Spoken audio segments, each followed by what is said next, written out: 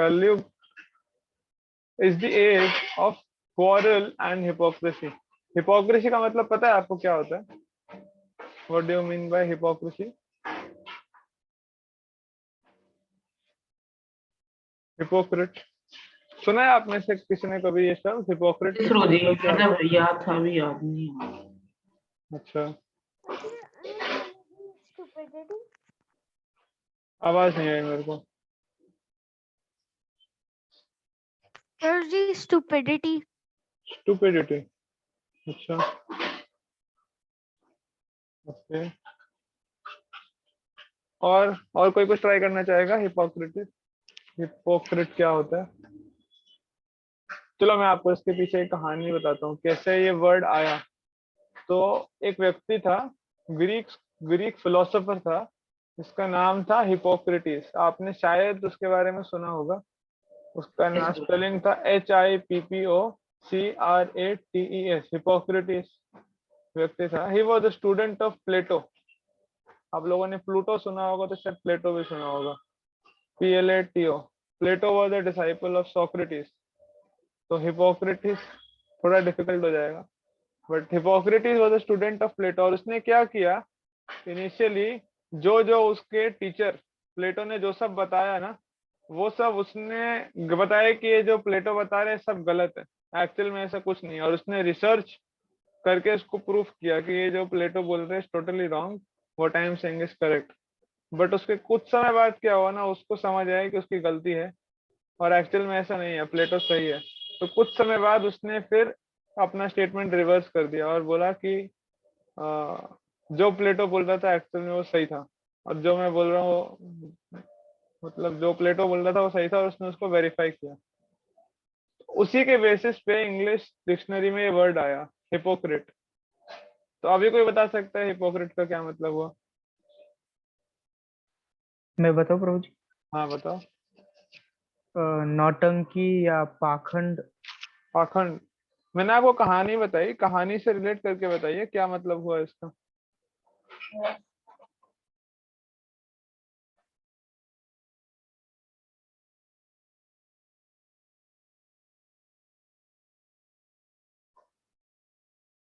बहुत सिंपल, आप सोचिए ना, हिपोक्रेटिस ने क्या एक्शन किया, वही जो एक्शन किया उसी के बेसिस पे नाम पड़ा है। तो क्यों पड़ा है नाम? थोड़ा सा जोर डालिए दिमाग के ऊपर। मिलन के दिमाग पे जोर पड़ रहा होगा, इतने बड़े हेडफोन पहन रखे हैं, बाकी सबने ईयरफोन या स्पीकर पे सुन रहे हैं, तो पता नहीं बाकी सब तो कैसे हैं। दर्द नहीं हो जाता आपके कान में इतने बड़े लगा के? प्रभु जी जब क्लासेस के लिए बहुत देर तक पहन के रखने पड़ता है तब दर्द हो जाता है, हाँ हाँ नहीं तो फिर बीच बीच में 10 मिनट का ब्रेक होता तो उतार देता हूँ ना, तो फिर दर्द नहीं होता। समझा। तो हिपोक्रिट मतलब होता है एक व्यक्ति जो पहले कुछ और बोलता है और बाद में कुछ और करता है, एज सिंपल एज दैट।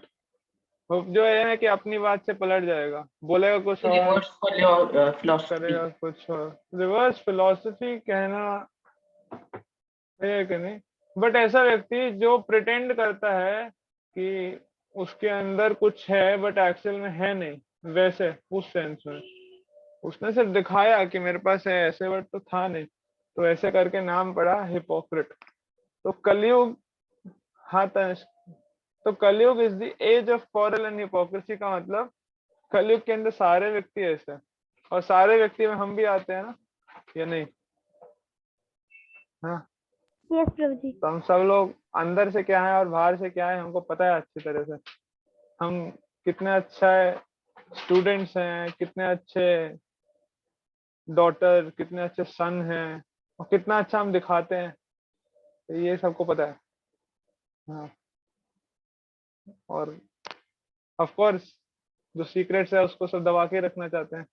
क्यों पोल खुलवाएं वही फालतू में, क्योंकि पोल खुल जाएगी तो फिर बहुत एम्बैरेसमेंट होता है ना। तो everyone is like this because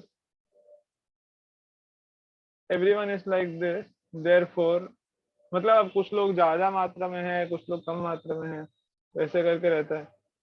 तो कलयुग के अंदर सिम्टम्स बताए हैं, एक्चुअली आप पढ़ेंगे ना श्रीमद् भागवतम में, आप ऐसे कभी पढ़ सकते हैं, ऐसा नहीं कि भागवतम जो है वो बहुत ऊंची चीज है और कोई उसको हाथ नहीं लगाएगा, आप हाथ लगाओगे तो जल जाओगे, वैसा वाला फिलोसफी नहीं है। भागवतम को आप पढ़ सकते हो कभी चाहो ना बीच में। ये है कैंटो 12, और ये वेदापेज पे भी अवेलेबल है ऑनलाइन, जरूरी नहीं आपके घर में होनी चाहिए। तो कैंटो 12 में चैप्टर 3 आप पढ़ सकते हैं कभी, उसका ट्रांसलेशन पढ़ सकते हैं, आपको बहुत अच्छा लगेगा, बहुत अच्छा लगेगा। कैंटो 12 का चैप्टर 3, उसका सिर्फ कभी if you have time you can go through translation. जब आपके पास टाइम होता है, मतलब जब हमारे पास टाइम होता है तो हम नेचुरली हमारी उंगलियां हैं वो टाइप कर जाते हैं वहां पे YOUTUBE दब जाता है, और इसमें जो जो हमको देखना होता है वो सब दब जाता है ऑटोमेटिकली, हमको नहीं पता। हम कोई पूछेगा कैसे हो गया तो मम्मी पता नहीं कैसे दब गया, ऐसे करके होता है, बट वो अपने आप दब जाता है, खुल जाता है। या जिसको जो भी वीडियो गेम खेलनी होती है सब अपने आप पहुंच जाते हैं अपने अपने गंतव्य पर, जिसका जो डेस्टिनेशन है उस पे सब बड़ी आसानी से, बिना किसी अवरोध के, कोई स्पीड ब्रेकर्स नहीं होते, कोई रेड लाइट नहीं होती, बहुत जल्दी पहुंच जाते हैं। तो ऐसे ही कभी जब हमारे पास टाइम होता है तो हम समय का सदुपयोग भी कर सकते हैं। तो सब सदुपयोग करते करते आप पढ़ सकते हैं ये। मैं आपको बता दूंगा बहुत सारे अच्छे अच्छे ऐसे करके भागवतम के अंदर ना इंस्टेंसेस है, जिसको आप कभी टाइम मिले तो पढ़ सकते हो। तो 12th कैंटो का 3rd चैप्टर, उसके अंदर बता रखा है कलयुग के सिम्टम्स कैसे होते हैं और कलयुग के अंदर लोग कैसे रहेंगे, बहुत ही रियलिस्टिक और ग्राफिकल फॉर्म में बता रखा है। तो कलयुग में बता रखा है कि जो व्यक्ति ज्यादा जोर से बोलेगा ना, और जो व्यक्ति बहुत अच्छे तरीके से बोलेगा प्रेजेंटेबल फॉर्म में, उसकी बात को सच माना जाएगा, इवन दो ही स्पीकिंग अ लाई, भले ही वो झूठ बोल रहा है ना। आप लोगों ने क्लास के अंदर भी देखा होगा ये कहीं ना कहीं, जब आपको पता है, सबको पता है कि इस व्यक्ति ने वो करी है, गलती करी है, बट वो बोलेगा, वो दिखाएगा कि नहीं मैम मैंने तो नहीं किया, he speaks innocently, he speaks very nicely, बहुत ही कोटेड फॉर्म में बोलता है, तो उसको पनिशमेंट नहीं मिलती वैसे करके। और कभी कभार हमारे साथ ऐसा होता होगा, है ना, हमारे साथ भले ही ना हो बट हमको तो लगता ही है कि हमारी गलती नहीं थी, फिर भी हमको डांट पड़ी। तो ये सब चीजें लिखा है, ऐसा होगा कलयुग के अंदर, उल्टा होगा हमेशा, opposite, everything will be opposite to what is true. तो इसी सब के बारे में मैं डिस्कस करना चाह रहा था कि कैसे करके थिंग्स आर हैपनिंग, और हमको गलत चीजें इतनी ज्यादा बताई जा रही हैं कि now we are neglecting our own culture, neglecting our own philosophy, our own history, and we are running after other things. और उसके अंदर एक बहुत ही सिस्टमैटिक तरीके से प्लान बनाया गया है हमको मूर्ख बनाने का, मूर्ख बनाने का। और मूर्ख हम बन रहे हैं, बन चुके हैं एक्चुअल में। अभी हम क्या कर रहे हैं ना, उसको अनडू कर रहे हैं। बन चुके हैं हम सब बहुत अच्छे खासे मूर्ख। तो अनडू करने में टाइम जाता है, फिर अनडू करने के बाद फिर हमको फिर से पूरा का पूरा प्रोसेस शुरू करना पड़ेगा, तो इसलिए बहुत टाइम जा रहा है। देयरफॉर प्रहलाद महाराज ने बताया कि अगर कोई छोटी उम्र से भक्ति करता है ना, 5 साल की उम्र से, प्रहलाद महाराज ने बताया श्रीमद् भागवतम में canto 7 chapter 6 verse number 1, he is saying कौमारम आचरेत प्राज्ञो धर्मान भागवतानिह दुर्लभम मनुषम जन्मम तदपि अध्रुवमर्थदम। ही सेइंग कि कुमार अवस्था से ही, 5 साल की अवस्था से ही हमको इसलिए क्या करना चाहिए, we should follow the principle of Bhagavat. Bhagavat में जो धर्म दिया उसका पालन करना चाहिए। कौमारम आचरित मतलब अपने आचरण में लाना चाहिए। धर्मान भागवतानि, हाँ भागवत का जो धर्म है। वाई? बिकॉज इज सेइंग दुर्लभम मनुष्यम जन्मम, जो मनुष्य जन्म है it is very rare, very rare. देखो ईशा से is joined at the age of 5। कुछ लोग हैं जो पैदा ही हुए हैं बिल्कुल, जैसे राघव है अर्जुन का भाई, वो पैदा ही हुआ है उसमें। हाँ, तो this is the best opportunity जो हमको मिला है, इसके अंदर हम यूटिलाइज कर पा रहे हैं। जैसे जैसे आप बड़े होते जाएंगे ना, आपके ऊपर स्टडीज का इतना ज्यादा प्रेशर रहेगा ना, इतना ज्यादा प्रेशर रहेगा स्टडीज का, कि आप देखोगे तो सही अपनी माला को, वो खड़ी है सामने, बट आपको टाइम नहीं मिलेगा उसको करने का, इतना ज्यादा रहेगा। They are people who are so busy. Actual में प्रेशर नहीं होता बट ऐसा क्रिएट हो जाता है। तो आगे जाके आपको टाइम ही नहीं मिल पाएगा। यू विल वांट कि सब लोग जा रहे हैं वृंदावन, मैं भी जाऊं, बट आपको छुट्टी नहीं मिलेगी कंपनी से, कितना डिफिकल्ट हो जाएगा। अभी तो वर्क फ्रॉम होम चल रहा है, थोड़ा मौज चल रही है। आप कहोगे कि नहीं हमारे पापा लोग तो टाइम निकाल लेते हैं, कई बार नहीं भी निकाल पाते हैं, और your father, your parents are in a very good position now because they have struggled in the initial 15-20 years, है ना। तो जाते ही हमको भी वैसा वैसा काम नहीं मिलने वाला। Initial will be a lot of struggle. Sorry. तो things are not going to be easy, तो there are tough times ahead। और जब टफ टाइम्स आते हैं तो उसके लिए प्रिपरेशन कब करते हैं हम? पहले से ही करके रखते हैं। हाँ, पहले से ही प्रिपरेशन करके रखना पड़ेगा। जैसे चतुर्मास होता था, 4 महीना बारिश होती थी ना, तो उस समय के लिए पहले से तैयार रहते थे ऋषि मुनि कि अब 4 महीना हमको एक ही जगह पे रहना पड़ेगा, एक केव के अंदर ही। ये जैसे जानवर होते हैं, आपने पढ़ा होगा ना, the animals they go for hibernation, सुना है आपने? जाते हैं ना कुछ कुछ लोग, कुछ जानवर हैं तो 6-6 महीने के लिए चले जाते हैं हाइबरनेशन। भालू है 6 महीना सोएगा बस, तो सोने का शौक है तो भालू बन सकते हैं, बट उसको भी 6 महीना मेहनत करना पड़ता है सामान इकट्ठा करने के लिए, ताकि 6 महीना वो सो सके आराम से। तो मेहनत तो करना ही पड़ेगा आपको। कलेक्ट करना पड़ता है। हाँ, तो मेहनत करना पड़ता है अच्छे से। शेर भी जो है दिन में 20 घंटा सोता है, बट 4 महीने वो बैठ के अपने बाल नहीं खुजाता है ऐसे ऐसे करके ना, जो 4 घंटा जो बैठ जगता है उसमें उसको करना पड़ता है, बहुत मेहनत करना पड़ता है करने के लिए। कई कई दिन निकल जाते हैं और he is not able to hunt. तो स्ट्रगल है हर एक लाइफ के अंदर, ऐसा कोई लाइफ नहीं है जहाँ पे आप करेंगे। बट द पॉइंट जो मैं यहाँ बता रहा था कि जब टफ टाइम्स आते हैं तो उसके लिए हमको पहले से ही प्रिपरेशन करना चाहिए, है ना। अगर पहले से प्रिपरेशन नहीं करेंगे ना टफ टाइम्स के लिए, तो क्या होगा?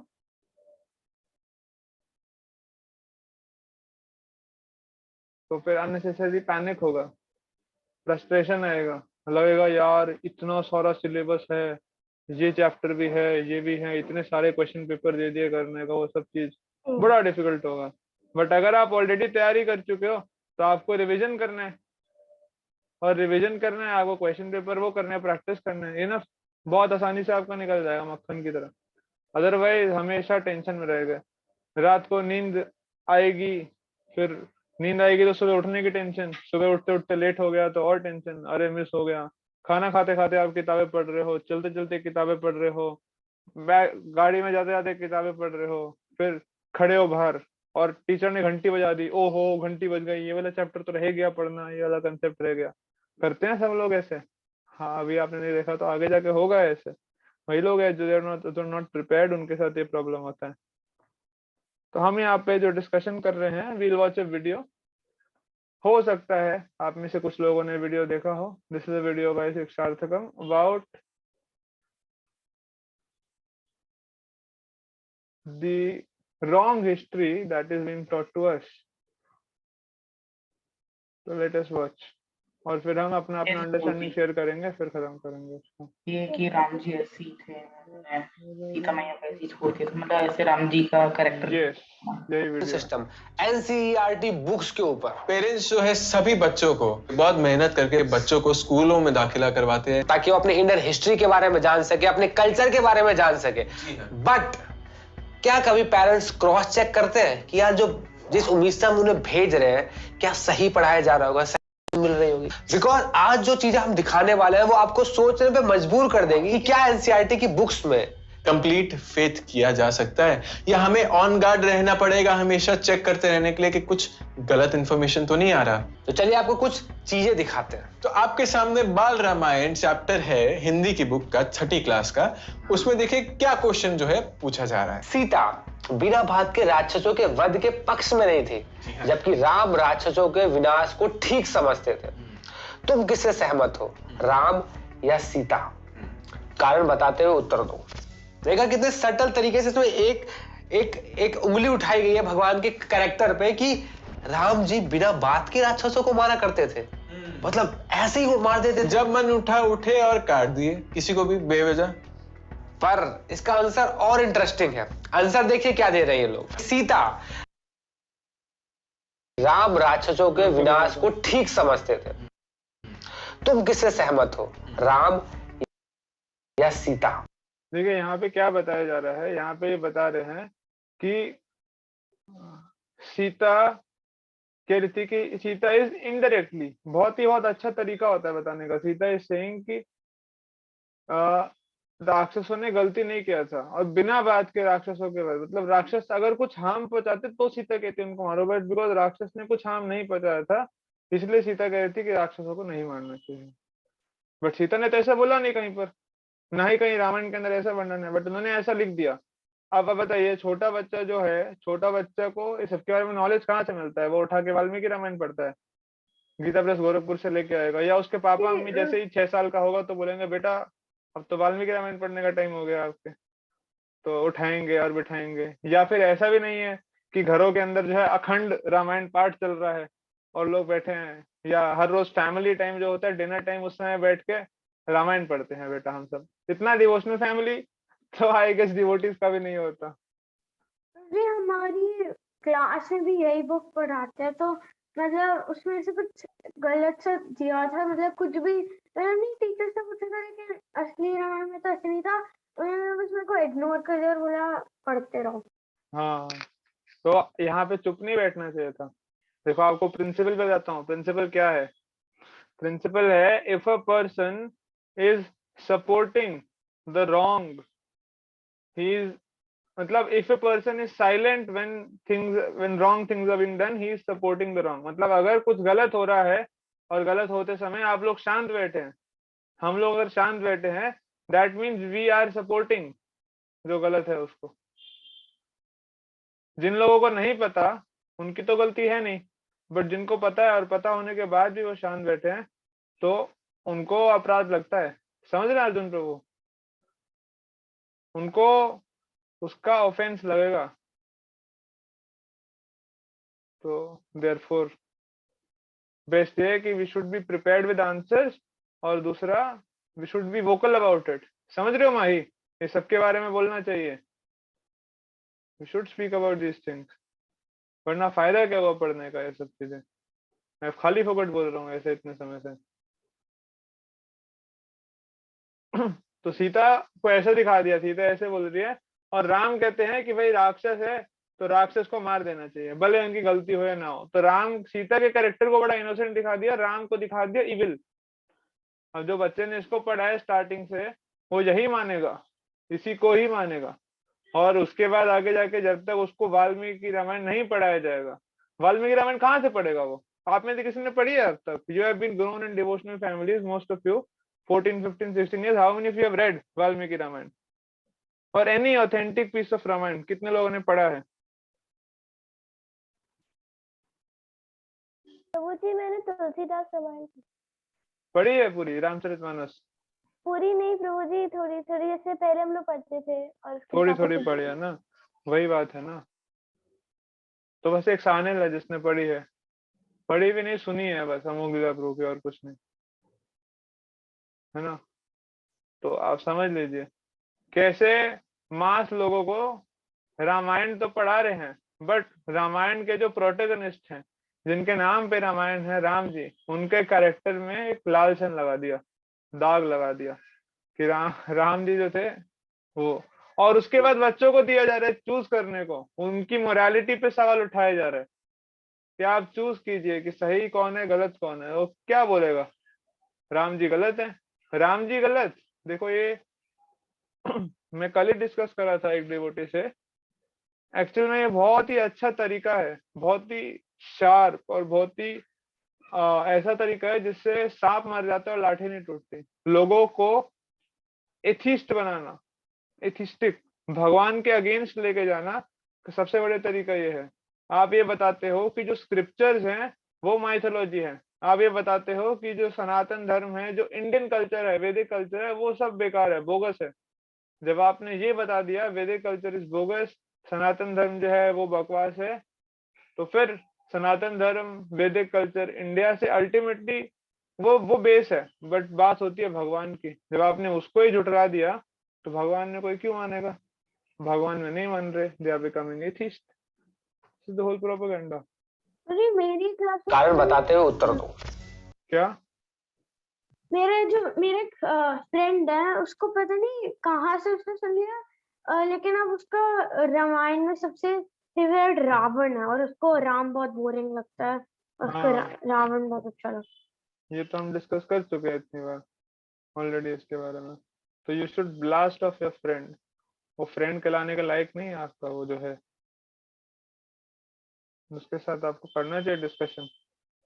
दैत्यों के संहार के संबंध में कुछ दूसरी तरीके से सोचा करते थे। विचार पर इसका आंसर और इंटरेस्टिंग है। आंसर देखिए क्या दे रहे हैं ये लोग। सीता दैत्यों के संहार के संबंध में कुछ दूसरी तरीके से सोचा करते थे। वे चाहते थे कि राम अकारण राक्षसों को वध ना करे, उन्हें ना मारे जिन्होंने उनका कोई अहित नहीं किया। मतलब वो चाहती है मारे, बट बिना कुछ कारण हो, कोई कारण हो। तो उन्होंने सोचा कि मैं किडनैप हो जाती हूँ। हाँ, बिकॉज राम बिना बात के जो कुछ राम जी का जो कुछ नहीं कर रहा, जो राम जी के लिए बुरा भी नहीं कर रहा, उसको भी राम जी ऐसे मार देते हैं, तो मैं किडनैप हो जाती हूँ। तो कोई कारण मिल जाएगा, जस्टिफिकेशन हो जाएगा भैया कि हाँ इसलिए मारा। फिर मारना राम से, इसलिए रावण के बहुत सारे फैन आ जाते हैं। रावण जैसे लोग हीरो बनते हैं और राम जैसे को बुरा बोलते हैं। और ये बात तो यहीं तक सीमित नहीं रह गई, ये बात तो दिल्ली यूनिवर्सिटी के कॉलेजेस में भी जा चुकी है। भैया बीए प्रोग्राम, बीकॉम प्रोग्राम जैसे जो कोर्सेज हैं, उसके इंग्लिश के सब्जेक्ट में पोएम पढ़ाई जा रही है सीता महारानी के ऊपर। क्या पोएम? कि I am Sita who is now roaming in the forest because of love. मैं लाचारी में ऐसे प्रेम के वश में ऐसे जंगलों में अब दर दर भटक रही हूँ अकेले। मतलब माता सीता की कितनी गंदी इमेज बनाई है ना, कि बेचारी है, अबला है, इसको बोलने का हक नहीं दिया जाता। ऐसे ही है जो हमारे शास्त्रों में सबसे ज्यादा पूजनीय है माता सीता, उनको ये बेचारी बता रहे। अरे माता सीता तो वो पर्सनैलिटी है जो बचपन में शिव जी का धनुष जिसे कोई भी उठा नहीं पाता था, उससे खेला करते थे। उन लोगों को मैं जरा बता दूं जिन्होंने रामायण नहीं पढ़ी हो कि भैया ये वही माता सीता है। जब भगवान राम आए माता सीता को बोलने कि मैं जा रहा हूं, मेरे को वन जाने का आदेश मिला है और मैं अकेले जाऊंगा, तो माता सीता ही भगवान राम के सामने बोली, मैं आपके साथ कंधे से कंधा मिला के आपके दुखों में आपके साथ रहूंगी, चाहे वो वन ही क्यों ना हो। तो इतनी बोल्ड थी माता सीता, और ये कह रहे हैं कि उनकी आवाज दबाई जाती थी। देखिए कैसे आपके इमोशंस के साथ खेल करके अपने प्रोपेगेंडा को पुश किया जा रहा है, क्योंकि रामायण तो पढ़ा नहीं। रामायण के जब रामायण खत्म हो जाती है तो रामायण के बाद जो है वाल्मीकि जी आनंद रामायण लिखते हैं, जिसमें भगवान राम के वापस आने के बाद की जो कथा है वो सब डिस्कशन में थोड़ा बहुत चल रहा है। तो उसमें स्टार्टिंग में थोड़ा रिकैप किया जाता है। तो उसमें जो जन्म कांड है, लव कुश का जब जन्म कांड है, तो उस कांड में भगवान राम बता रहे हैं कि वो कितना जो है प्रेम करते हैं सीता महारानी से, उनसे अलग नहीं रह पा रहे। बट वो चाह रहे हैं कि जानकी मैया का इच्छा था कि भैया मैं जंगलों में रहना चाहती हूँ, मुझे ग्रीनरी प्यारा है, मैं फॉरेस्ट में रहना चाहती हूँ। तो भगवान राम प्लान करते हैं कि भैया हाँ वो धोबी जो है अब मेरा ऐसे जो है अर्जुन को आपके क्वेश्चन का आंसर मिलने वाला है, अभी सुन लीजिएगा ध्यान से। लगाएगा, तो इसी बहाने जो है मैं सीता को वाल्मीकि जी के आश्रम भेज दूंगा। और वहीं जनक महाराज को भी बोल देते हैं कि आप कृपया सारा सामान लेके जो है वाल्मीकि जी के आश्रम पहले ही चले जाइए और सब कुछ व्यवस्था करके रखिए जानकी जी के लिए, ताकि उन्हें किसी भी प्रकार का कोई कष्ट ना हो। तो मतलब वाल्मीकि आश्रम में जनक महाराज रह रहे हैं, उनकी मदर रह रही है, जानकी मैया रह रही है, सब साथ में रह रहे हैं। जनक महाराज घोड़े हाथियों पे सब कुछ सामान लेके सीता महारानी का आ रहे हैं और वहां रह रहे हैं। और ये बता रहे हैं कि बेचारी बहुत अबला है। और इतना ही नहीं है, अब माता सीता के ऊपर पोएम लिखी है तो राम जी के ऊपर भी लिखेंगे ये लोग। तो क्या लिखते हैं? Suicide of Rama. वाह! अब देखो इसमें क्या दिखा मिला आपको आंसर? क्या आंसर मिला अर्जुन को? मतलब उन्होंने ऐसे फोर्सफुली नहीं भेजा, उनको बस एक नेचुरल और ग्रीन एनवायरनमेंट में रहना था। तो उन्होंने वो जो धोबी ने ऐसे ऑब्जेक्शन उठाई तो उन्होंने उसको एक्सक्यूज बना के उनको भेज दिया। बस ये नहीं सुना आपने? क्या ये नहीं पढ़ा आपने? पढ़ा?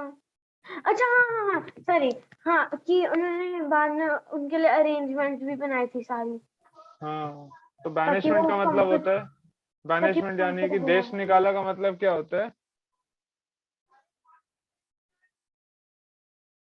जैसे रावण ने विभीषण को निकाल दिया था, या जैसे दुर्योधन ने विदुर को निकाल दिया था, उसको बोलते हैं निकाल देना। निकाल देने का मतलब निकाल दिया तो आपका मेरा कोई संबंध नहीं, I do not care for you, और लात मार के निकाला था रावण ने विभीषण को।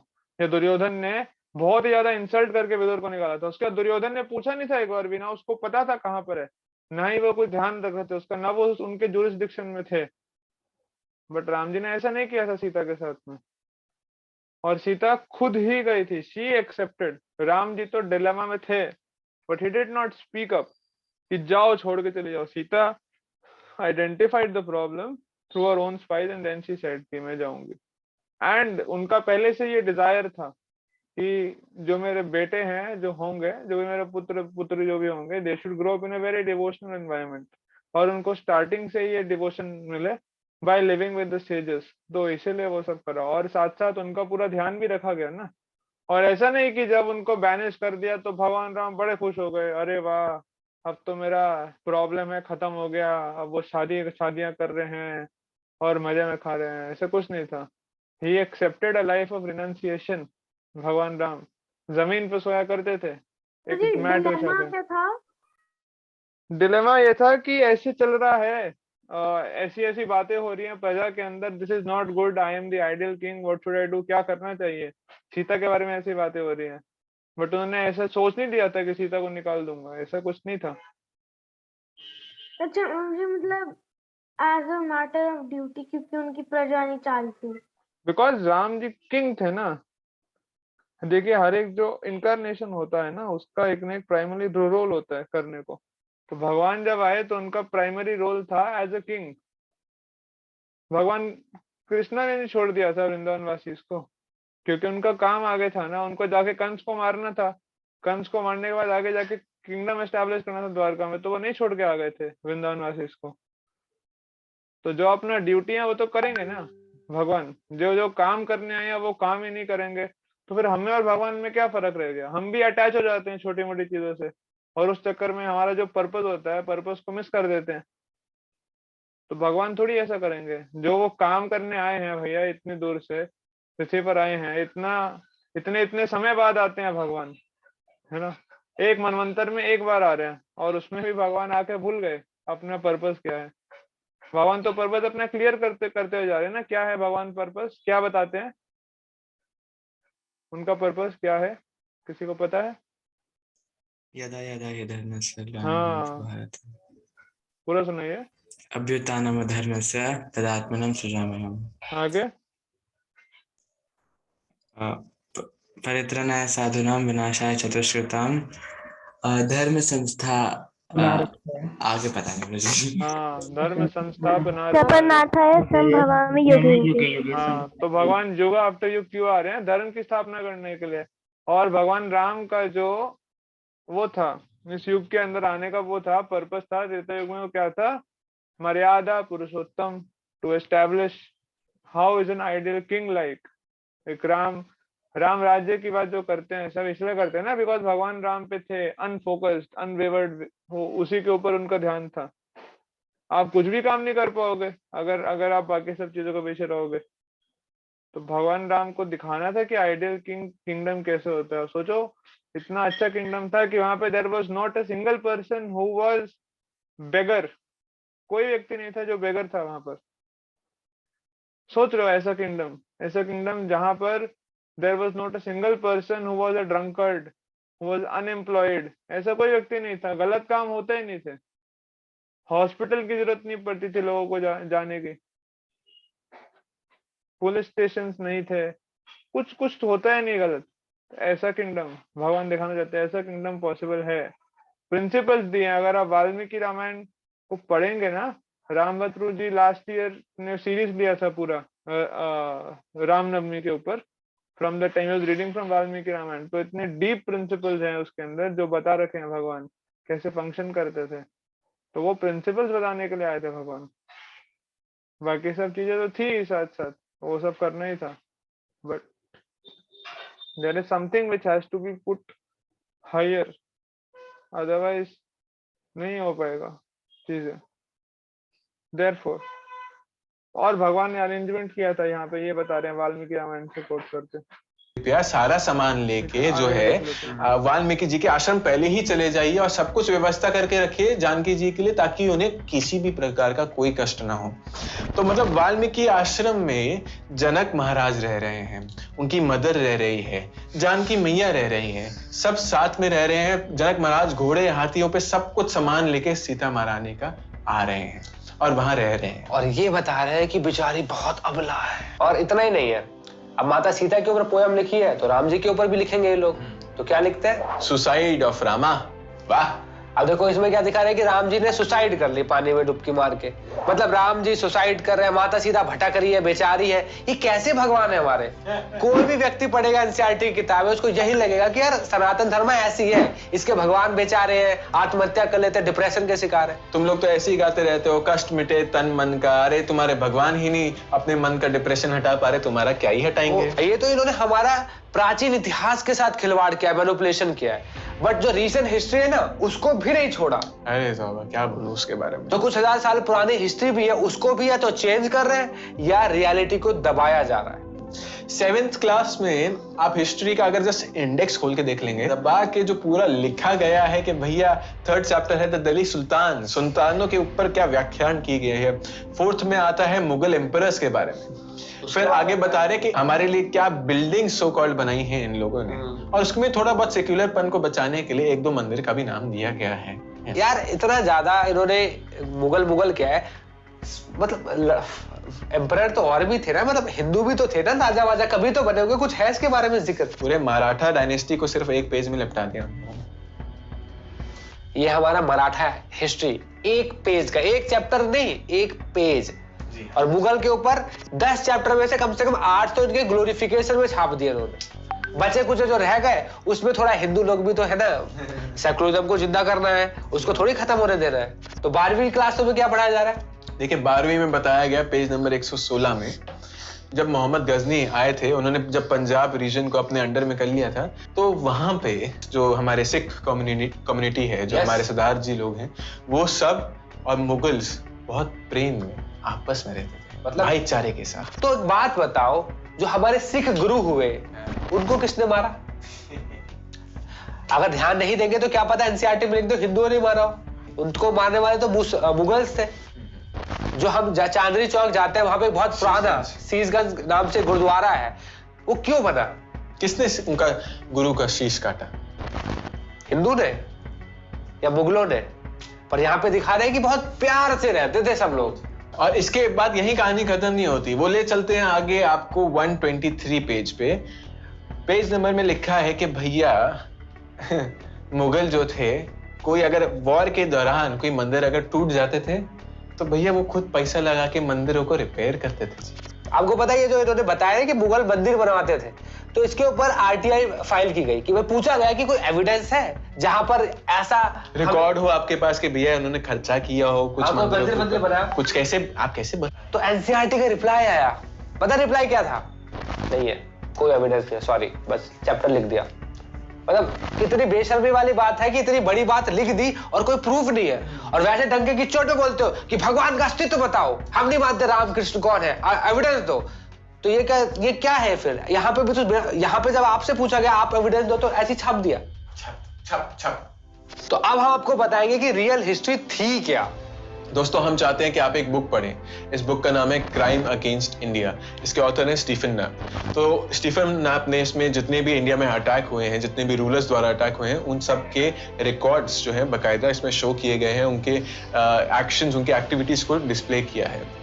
तो उसमें ये बता रहे हैं कि मुगल्स जब थे यहाँ पे, तो उनमें एक हिस्टोरियन थे मोहम्मद गौरी के टाइम पे, हसन निजामी बता रहे हैं कि जब मोहम्मद गौरी ने अटैक किया था वाराणसी में, तो वहां हजारों मंदिरों को उन्होंने तोड़ा था और उसकी जगह मॉस्क बिल्ड किए थे। और एक और हिस्टोरियन है इब्न आसिर, इन्होंने एक बुक लिखी थी कमल तवारिक। उसमें बता रहे हैं कि हिंदू जो मेल थे उनका मास में भरी सभा में कत्लेआम किया जाता था। इतना कत्लेआम होता था कि सड़कें खूनों की नदियों से भरी होती। दोस्तों आपको बता दूं, ये वो राइटर्स हैं जो मुगलों के दौर में एग्जिस्ट करते थे। कोई हिंदू राइटर नहीं है, कोई आरएसएस का या विश्व हिंदू परिषद का व्यक्ति नहीं लिख रहा। ये मुगलों के राइटर्स लिख रहे हैं कि कितने हिंदू मारे गए। और केवल यहीं पे अंत नहीं होता, जो महिलाएं और बच्चे थी उनकी अगर बात करें तो आपका दिल भर आएगा ये बात सुन के। पियर पैरिसन अपने बुक में लिखते हैं ब्लड एंड द गवर्नेंट में 1500 में जब दिल्ली सुल्तान जो थे यहाँ पे, वो लोग महिलाओं के साथ मर्दों को तो मार देते थे, महिलाओं का रेप करते थे। और केवल रेप तक ही उनका ये चीज सीमित नहीं था, बाद में उन महिलाओं को अपने मुस्लिम देशों में भेजा जाता था और वहां पे एज अ सेक्स स्लेव उनका बाजार लगाया जाता था। दोस्तों आपको एक बात बताना चाहता हूँ कि यूनिसेफ की एक रिपोर्ट है जिसके हिसाब से इंडिया में 1.5 मिलियन स्कूल्स हैं, जिसमें 8.5 मिलियन टीचर्स 250 मिलियन स्टूडेंट्स को ये एनसीईआरटी की किताबें पढ़ा रहे हैं, जिसमें बताया जा रहा है कि राम एक डिप्रेस्ड गॉड है जो बिना बात के सबको मारता रहता है, सीता जिसका अपना कोई ठिकाना नहीं है, हिंदू जिन्होंने कुछ नहीं किया सिवाय जातिवाद के, ब्राह्मणवाद के और औरतों का शोषण करने के लिए। मदद करने आते हैं मुगल जो मंदिर बना के देते हैं, ट्रेन देते हैं ब्रिटिशर्स।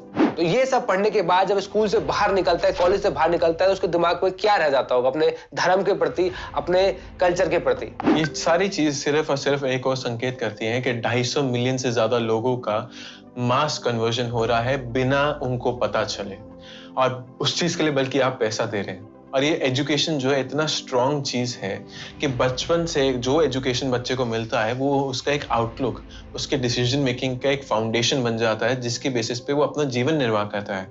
और हम जैसे देख ही रहे हैं कि आजकल के यूथ जो है जिस एजुकेशन सिस्टम से पढ़ के बाहर आ रहे हैं, अपने कल्चर को, अपनी सोसाइटी को हेट कर रहे हैं। वो व्यक्ति जिसने रामायण नहीं पढ़ी, उसको कैसे पता चल रहा है कि भैया राम ने ये किया या सीता ने ये किया? कहाँ से पता चल रहा है? ये अचंभित बात नहीं है क्या? यस, बहुत ही खतरनाक चीज है, इसको सीरियसली लेने का समय है। अब कई लोग बोलेंगे जी आप तो व्हाट्सएप यूनिवर्सिटी से पास आउट हैं, व्हाट्सएप यूनिवर्सिटी से ज्ञान लेते रहते हैं, वहीं का ज्ञान लोगों को पेलते रहते हैं। तो जी मैं बता दूं कि ये कूड़ा करने वाला काम भी एनसीईआरटी ने ही चालू किया है। हम लोगों ने इतना 12 साल 14 साल दे के एनसीईआरटी में पढ़े, आपने क्या थी? ये तो आपने दिया नहीं तुझे, आपके चिट्ठे खुल रहे हैं, आप सब सामने आ रहे हैं। अब भाई जब कुछ गलत हो रहा है तो व्यक्ति कहीं ना कहीं तो बोलेगा ना। तो बोलेगा तो व्हाट्सएप पे बोला। अब माना जाता है कि भैया कुछ चीजें व्हाट्सएप पे गलत चीजें भी आती हैं, बट ये सब कुछ कार्यक्रम तो एनसीईआरटी का है ना, कि उसने इतना बायसनेस शो किया कि भैया सच को सामने रखा ही नहीं ढंग से, तो अब व्यक्ति कहाँ जाए भाई? जो उसको प्लेटफॉर्म मिलेगा वो वहां बोलेगा। तो इसलिए हम ये वीडियो बना के बैठे हुए हैं। तो अगर आपको वीडियो पसंद आई है तो आपसे अनुरोध करूंगा कि आप हमें सपोर्ट करें, हमारे मिशन में हमें फाइनेंशियली सपोर्ट करके डोनेट करिए, ताकि हम इसी तरीके के वीडियोस बनाते रहें और तरीके से अपने वैदिक कल्चर को वापस ला पाए। और आप